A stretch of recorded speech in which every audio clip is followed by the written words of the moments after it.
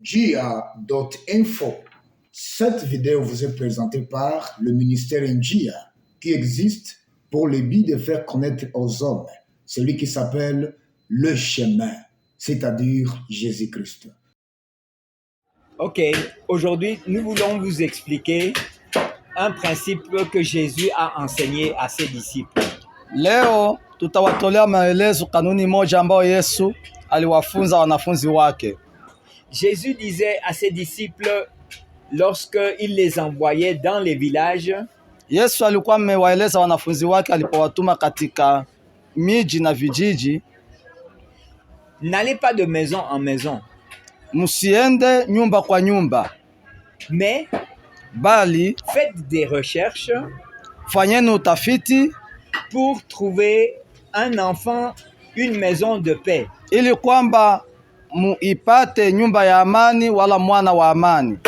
Lorsque vous y entrerez, Mutakapoingia katika nyumba hiyo, vous souhaiterez que la paix soit dans cette maison mutatangaza ya kwamba amani iwe katika nyumba hiyo, et vous guérirez les malades, vous chasserez les démons, vous ressusciterez les morts. mtawaponya wagonjwa, mtafukuza mapepo, mtawaamsha wafu.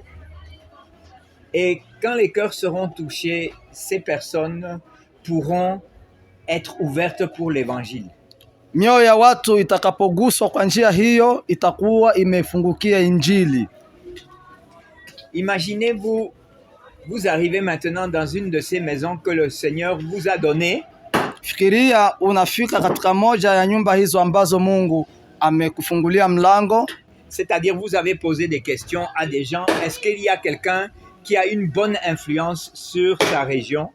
Ina maana muliwaswali watu muliowakuta, je, yupo mtu maeneo haya ambaye anashawishi maeneo yake haya?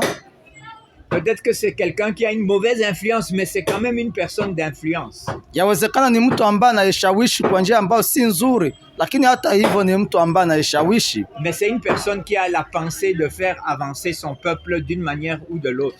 Lakini ni mtu ambaye amekuwa na maono na mawazo ya kuendelesha taifa lake kwa njia moja ama nyingine. Allez vers lui. Enendeni kwake. Et si sa porte s'ouvre, ikiwa mlango wa nyumba yake umefunguka, pour qu'il écoute aussi comment devenir un disciple de Jésus, ili kwamba asikilize jinsi gani kufanyika mwanafunzi wa Yesu Kristo. S'il est prêt à ce que vous restiez et reveniez 8 fois, kama yupo tayari mubaki nyumbani kwake na murudi mara 8 kwa nyumba yake, vous allez lui présenter le petit protège. Comment ça? Donc, vous lui présenterez ce marque-page. Mtaenda mpatia kikaratasi hiki kenye kubeba somo 8 que nous avons fait avec les 8 premières leçons. Ambacho tumekiandaa kikipeleka somo 8 zile za kwanza. Pardon, les 8 premières étapes.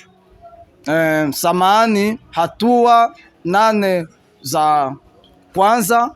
Parce que nous n'enseignons pas, n'est-ce pas? Nous laissons découvrir à partir de la parole de Dieu. Sawa, mkumbuke kwa mafundisho yetu hatuwafunzi watu, bali tunaenda kwa mtindo watu wagundue maneno ya Mungu wenyewe kwenye Biblia. Et ce marque-page pourra être mis dans la Bible que nous lui avons fait. Na karatasi hii itawekwa ndani ya Biblia ambayo tulimgawia mtu. Et ça lui permettra de savoir quelles sont les prochaines étapes qu'on va regarder avec lui. Et il peut aussi regarder l'étape passée qu'on vient de parler avec lui. Karatasi itamsaidia kujua hatua zitakazokuwa zimeendelea na zile ambazo tumeshajifunza pamoja naye. Donc, vous trouvez une copie sur notre site www.njia.info. Karatasi hii unaweza ukaipate kwa tovuti yetu, mtandao wetu, ukiendea namna hii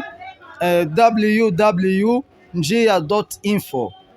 Mungu akubariki. Mungu akubariki sana. Pour plus d'informations, veuillez visiter notre site web www.njia.info.